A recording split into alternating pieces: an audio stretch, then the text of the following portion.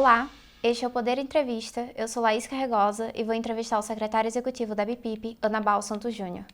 Anabal Santos Júnior tem 62 anos, desde 2009 é secretário executivo da Associação Brasileira dos Produtores Independentes de Petróleo e Gás, a ABPIP.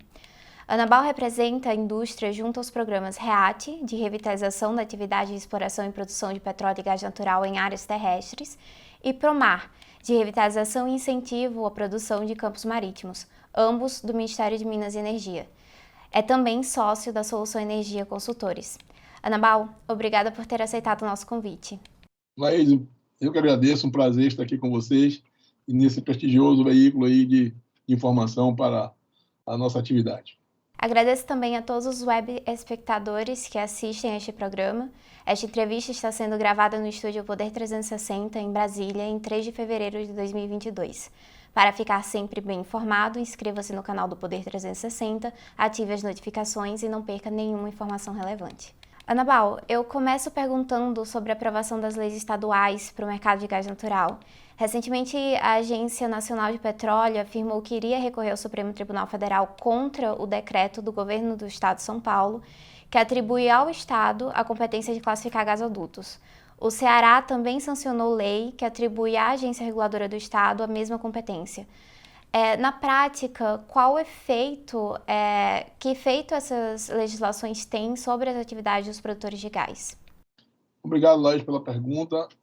Na verdade, eu acho que a ANP não vai entrar contra o governo de São Paulo, vai entrar a favor do novo mercado de gás, porque e isso é natural que haja essas interpretações, porque o novo mercado de gás é uma coisa muito recente, né? E a indústria é muito pujante, então ele está crescendo muito muito mais rápido do que se pode esclarecer todas as questões, né? Então, isso é natural. Digamos que não é nenhuma surpresa. O ideal é que não tivesse havido esses conflitos, né? Mas em havendo, o ideal é que se resolva isso de uma maneira que se não precisasse se judicializar, e eu ainda tenho esperanças que isso aconteça, né? E aí eu aproveito e faço um apelo aqui aos agentes dessa indústria em rede, que é o gás natural, que tenhamos essa percepção de que é um segmento novo, complexo, muitos agentes, muitas interfaces, e que a gente sempre a melhor solução é sentar à mesa e resolvê-las. E se isso não for possível, como foi o caso de São Paulo e do Ceará, infelizmente, aí por um princípio, digamos assim, de preservação das competências, é preciso que alguma atitude seja tomada. Então, nesse sentido, a agência agiu muito corretamente, eu acho, no sentido de preservar as suas competências legais e também defender o novo mercado de gás para que isso não gere um conflito, né, que acabe trazendo insegurança jurídica e aí trazendo tudo aquilo que é danoso para a indústria, que é afugentar, digamos assim, deixando captar os investimentos, né, e todas as gerações de benefícios que esse mercado pode fazer. A ABPIP havia mencionado que haveria um problema de reclassificação de gasodutos de transporte como sendo de distribuição, por exemplo. Que efeito isso tem sobre as atividades dos produtores de gás natural que vão transportar o seu gás por essas infraestruturas? O mais perverso possível, porque isso acaba gerando a possibilidade de tarifas que não deveriam ser aplicadas, e em alguns casos, inclusive, esses gasodutos não têm a tarifa específica, né? Então, não o gasoduto, mas a legislação não tem a tarifa específica do sistema do uso da distribuição, e às vezes pode viabilizar um próprio projeto, né? que tenha que tenha economicidade baixa, e você vem com uma carga não prevista originalmente, e isso acaba trazendo essas consequências, né? Que é um pouco o que acontece no Ceará, né?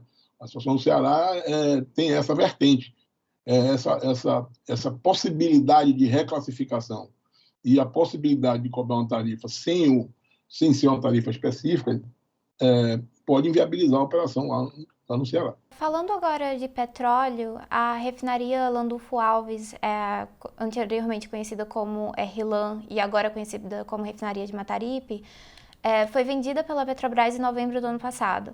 Foi a primeira das 8 unidades que a Petrobras tem que vender devido ao acordo com o Conselho Administrativo de Defesa Econômica, o CAD. Como têm sido as negociações dos produtores independentes com essa refinaria? Olha, as informações que eu tenho é que essas coisas estão fluindo até melhor do que antes com a Petrobras, né? Claro que não são muitos casos ainda, mas do nosso lado, especificamente, falando como representante dos operadores, a informação que eu tenho é que os entendimentos estão fluindo bem e talvez com mais flexibilidade do que nós tínhamos antes aí com a Petrobras. Depois dos resultados aquém do esperado da 17ª rodada de licitações no ano passado, o Conselho Nacional de Política Energética ampliou a oferta permanente, tornando esse regime prioritário, o regime prioritário de concessão. Na oferta permanente, as empresas não precisam esperar o lançamento dos editais para ter acesso aos dados técnicos das áreas em que têm interesse e também não precisam esperar esses editais para manifestar o interesse sobre certas áreas. Como o senhor avalia essa mudança? Olha, muito positiva, viu, Laís? E assim, eu sei que como vocês têm um público, tem uma penetração muito grande e às vezes nem todos são do setor, né? Eu vou me permitir usar uma linguagem aqui mais palatável, né? O modelo anterior é como se você tivesse querendo fazer um churrasco e só tivesse peixaria para comprar o churrasco, né? Você acaba fazendo um churrasco de peixe quando você queria fazer um churrasco de carne, por exemplo, né? Então, o que eu quero dizer com isso? No modelo anterior, a CNPE deliberava qual eram os ativos que ia ser colocado ali, naquele momento. E, às vezes, para a empresa, aquilo ela não tinha interesse naquele momento ou não era, de fato, do escopo dela, né? Agora, não. Então, agora se você quer fazer um churrasco, você vai entrar num ponto de venda onde tem todas as especialidades lá, fruto do mar, pescados, carnes, enfim. E aí você vai escolher aquilo que lhe interessa, né? E isso é muito, muito bom. Eu acho que a oferta permanente é uma ferramenta muito inteligente, né? Porque vai permitir, por exemplo, que eu possa escolher as áreas que estejam na vizinhança do ativo que eu já possuo, que eu já conheço, né? E a minha chance de sucesso aumenta nessa nova exploração, né? Então, eu acho que a ferramenta oferta permanente é muito útil, né? E muito bem-vinda. Eu acho que é uma ferramenta inteligente e acho que o governo acertou na medida em que ele colocou ela como uma medida prioritária, assim, né? No sentido de fazer, e tem até a expectativa de isso evoluir até para o pré-sal, né? Então, eu acho que isso é bem-vindo. Quais são as expectativas da BPIP para o terceiro ciclo da oferta permanente? A BPIP não tem nenhuma porque ela não compra campo nenhum, né? Mas é assim, e claro que temos muitas empresas que estão habilitadas lá, né? E brincando com você, mas esse assunto normalmente as empresas não comentam muito, né? Com ninguém, né? E eu também não tenho muita informação quais são os reais planos das empresas que se habilitaram na terceiro ciclo. Eu acho que nós estamos vivendo um momento na indústria peculiar, né? E esse ciclo vai competir um pouco ainda com esses ativos da venda do investimento da Petrobras, que infelizmente isso poderia ter sido planejado para andar juntos, fazer um calendário, que as coisas não competissem uma com a outra, né? Eu sei que já está quase terminando, mas ainda tem alguns ativos que aí têm a possibilidade de ser relicitados, né? Então, pela Petrobras. Então, isso tudo eu acho que acaba também trazendo consequências danosas. Além disso, tem todo um entorno da atividade de petróleo que tá causando, principalmente nesse final do ano e começo, muita insegurança, né? Então surgiu aí a própria legislação estaduais criaram um cenário relativamente ruim para investimento. Tem agora um PL que pretende taxar a exportação de petróleo, que é algo que é inconcebível praticamente, né? A gente tem experiência disso aqui no Brasil. A Argentina tem a experiência que foi um fracasso essa iniciativa de taxar o petróleo, né? E recentemente o governador Cláudio lá do Rio teve uma medida muito sábia, que ele vetou aquele projeto que pretendia cobrar uma taxa de fiscalização na atividade de petróleo, né? Então todas essas coisas também acabaram contaminando um pouco o entorno do setor petróleo. E, claro, né, o capital é um bicho muito covarde, né? Quando ele vê essas questões, principalmente do ponto de vista que aumentam o risco legal do país, eles acabam optando ou por não vir ou ir para algum outro lugar que ele se sinta mais seguro, né? Então, o risco legal é o risco mais temido pelo capital, né? Então, essas questões acabam também prejudicando um pouco um eventual ciclo, como esse está acontecendo, no momento onde está tendo essa turbulência, vamos dizer assim, de leis que são, algumas delas, inconcebíveis, né? E acabam prejudicando a atratividade do setor. As empresas independentes sofreram um baque no ano passado por causa da pandemia, o preço do petróleo caiu, a demanda também. Essas empresas já recuperaram caixa? Isso é verdade, né? O ano 2020 foi um ano muito duro para todo mundo, e não foi só para o petróleo, né? Felizmente, aqueles patamares de preço que aconteceram em março de 2020 não ficaram muito tempo, né? E acabou se estabilizando num patamar um pouco mais alto. Mas as próprias condições, digamos, sanitárias impactaram as operações, né? E isso tudo acabou prejudicando um pouco o plano de desinvestimento de algumas delas. E como do resto do mundo, qualquer outro setor, as empresas ficaram mais cautelosas em fazer investimento por base dessas razões. Então, mas você vê a pujança que o mercado tem e o programa de investimento da Petrobras continua aí e os lances, os valores são altos, né? As respostas das empresas independentes quando adquirem esses campos também é muito alta, muito rápida, as produções crescem com muita força logo depois que eles assumem de fato o campo. Então, eu diria que nesse momento as empresas estão saudáveis, né?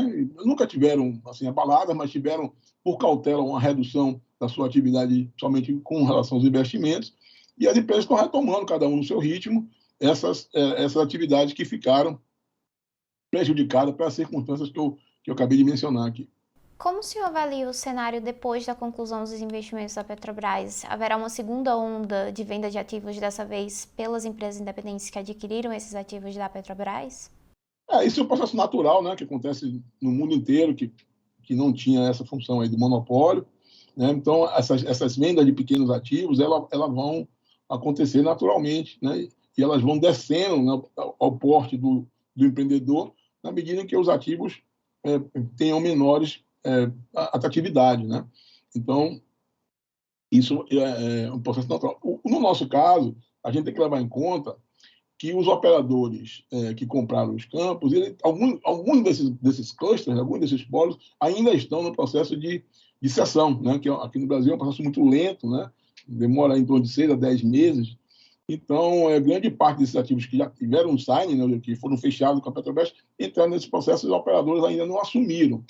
Então, uma estimativa que eu faço é que a partir do momento que a operadora assume esses campos, ela vai ter aí uns 2 ou 3 anos para ela conhecer um pouco melhor o campo, reativar os poços que têm os famosos low-hanging fruits, né? Ou seja, que estão mais à mão e são mais baratos. E a partir daí eles vão melhorar o conhecimento do reservatório e selecionar aqueles projetos que são pequenos para o porte dela, né? E a partir das linhas de corte que ele estabeleça, e naturalmente isso vai fluir para uma venda para empresas menores. E aí vamos ter cada vez mais dinâmica e cada vez mais, digamos assim, alongando a vida útil desses ativos. Essa reavaliação de portfólio está relacionada também ao momento que a gente está vivendo, como, por exemplo, os debates sobre transição energética, descarbonização e também a situação de caixa das empresas? Eu acho que não, esse é um processo natural, né? E aí eu estou falando de maneira geral, pode ser que tenha uma situação aqui e acolá, né? Mas isso, de uma maneira geral, não tem nenhuma relação nem com a transição energética e nem com problema de caixa. Eu acho que as empresas hoje não têm, a grande maioria delas não tem problema de caixa, né? E a transição energética, para a gente, é uma coisa muito... O nosso papel na transição energética é muito claro, né? E até legal a sua pergunta, porque, veja, a gente não pode comprar soluções que são estabelecidas para a realidade diferente da nossa. Então, o Brasil é exemplo na sua matriz energética. Se você compara os percentuais de não renovável na nossa matriz energética, ela é quase já na meta que a COP ou propõe, né? A EIA, lá, inclusive o diretor-geral, já disse isso, que o Brasil está bem posicionado nesse aspecto. Então, se você olha também o nível de emissões, você vai ver que a atividade de produção de petróleo, a atividade em si, de EIP, a emissão dela é praticamente zero, né? o petróleo, a energia, entra o tal de combustíveis fósseis, entra nessa margem, muito mais para a questão dos combustíveis e a utilização dele na mobilidade urbana. Mas ainda assim não é o principal, no Brasil, não é o principal emissor de gás de efeito estufa, né? Acho que o nosso número é em torno de 19% de energia como um todo, mas existem outras atividades, o uso da terra, por exemplo, que são muito mais emissores, né? Então, considerando tudo isso, e o petróleo, ele não é só combustível, né? O petróleo está praticamente no cotidiano da vida das pessoas. Então, de uma maneira ou de outra, o petróleo vai fazer parte da vida das pessoas, muito mais do que esses horizontes de 2050 que se trabalham aí. Então, nós, como produtores independentes, né, a nossa contribuição de produção no Brasil é relativamente pequena, né? Nós estamos hoje produzindo em torno de 200 mil barris, e se nós expandirmos, vão ser algo como 300 mil barris, 400 mil barris, que ainda é pouco em relação aos 3 milhões e 4 milhões que o Brasil vai produzir em breve. E o mundo precisa de petróleo, né? Então, se nós mudarmos toda a nossa frota que demanda combustíveis fósseis, a gente vai usar petróleo em outras coisas, né? Aqui, no ambiente que você está, tem muito petróleo que está aí. Aqui onde eu estou, tem muito petróleo que está aqui, né? No componente de equipamentos, até da indústria alimentícia, e por aí vai. Então, a nossa visão nesse sentido nós, claro, que não estamos aqui sendo negacionistas de nada, nós temos uma missão, é uma missão de todos, né? De todo cidadão no mundo inteiro fazer essa avaliação, e, claro, aquilo que pudermos descarbonizar, iremos descarbonizar, e tem espaço para isso. Aquilo que não for possível na nossa atividade, a gente vai compensar com crédito de carbono, que ajuda também duplamente, porque cria fonte de financiamento para atividades que contribuem para o net zero, e vamos continuar produzindo petróleo, porque o mundo precisa de petróleo, não é só para combustível, que petróleo tem a sua função final. Eu vou voltar a algo que o senhor mencionou anteriormente sobre os desinvestimentos da Petrobras, essa etapa de conclusão do cronograma de desinvestimentos da Petrobras. O cenário eleitoral afeta as expectativas dos produtores independentes em relação à continuidade da política de desinvestimentos da Petrobras? Olha, eu espero que não, né? Acho que o Brasil já tem uma maturidade, independente do candidato, que a gente nem conhece quais são, ainda tem alguns pré-candidatos já estabelecidos, mas a gente não tem um cenário definido ainda, né? E eu acho que seria um grande erro do Brasil ter um retrocesso nessa política de desinvestimento, porque os avanços que nós já conseguimos demonstram que essa iniciativa foi muito exitosa na Petrobras, né? Recentemente, a Petrobras publicou uma matéria dizendo que aumentou as suas reservas, né? E ela já abriu mão disso. Portanto, se aumentou as reservas dela do pré-sal, né, onde ela está focada, as reservas também do onshore e do ambiente offshore maduro, vamos dizer assim, os campos marginais, águas rasas, também aumentaram a partir da intervenção das empresas independentes, né? Então, na área que nós atuamos, todos os ativos, todos, sem exceção, aumentaram muito a produção, né? Recentemente, teve lá o Fórum Potiguar, com a presença do secretário Rafael Bastos, e ele colocou claramente, portanto, eu estou apenas reproduzindo aqui, que a produção cresceu 300%. Né? A gente está aumentando a vida útil desses campos, já tem vários contratos que tiveram a sua vida, o seu prazo estendido, né? E isso a ANP cobra investimento, e mais investimento, além de ser mais produção e possibilidade de maior reserva serem encontradas e serem renovadas, é emprego, né? A gente tem hoje uma atividade, o setor petróleo é uma atividade que tem um potencial de geração de emprego muito grande. Segundo dados do BNDES, para cada emprego direto, a atividade petróleo gera 9 empregos indiretos e 42 pelo efeito renda. Principalmente porque os nossos empregos são de qualidade, tem uma média salarial 5 vezes maior do que a média nacional. Então, independente de quem seja o candidato que venha ganhar a eleição, eu acho que ele vai levar em consideração essa possibilidade, essa realidade, né? E o presidente da República tem que pensar no Brasil e não em núcleos ou determinados porções da população, e olhar para os fatos. E eu tenho certeza que, se isso acontecer, esse processo vai seguir um fluxo normal, e mesmo que até lá não tenha ainda a conclusão de alguns, eu não teria preocupação de dizer que esses processos deveriam continuar e encerrarem as negociações e finalmente ser firmados os contratos. Sobre o projeto Poço Transparente, o Ministério de Minas e Energia determinou no final do ano passado que o edital fosse publicado em até 90 dias. O objetivo do projeto é gerar informações sobre a exploração de não convencionais. Esse tipo de recurso é geralmente explorado pela técnica de fraturamento hidráulico, proibida em alguns estados. Quais são as perspectivas para a exploração desses recursos no Brasil? Bom, eu tenho também um outro assunto que eu acho que espero que o bom senso prevaleça, né? O Poço Transparente é o primeiro passo de uma longa caminhada na tentativa de estabelecer as operações não convencionais no Brasil. Recentemente, a BIPIP tem um programa chamado BIPIP Nova, e eu convido aí pessoas que nos assistem agora a visitar lá o LinkedIn da BIPIP ou o canal do YouTube, e vocês podem ver que nós fizemos um webinar com o pessoal que cuida de vaca morta lá na Argentina. E você vê a dimensão e a pujança e a possibilidade de geração de renda e emprego na atividade de vaca morta é uma coisa impressionante.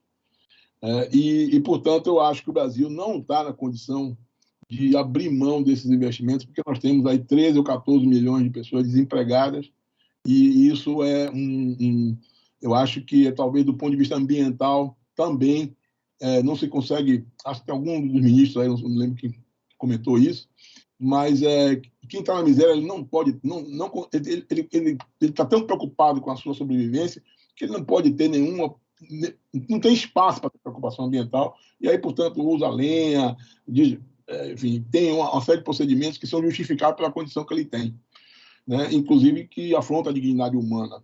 Então, acho que a gente tem a obrigação de, pelo menos, conhecer, né? E eu acho que o Poço Transparente traz essa vertente de a gente conhecer como é que essa operação funciona.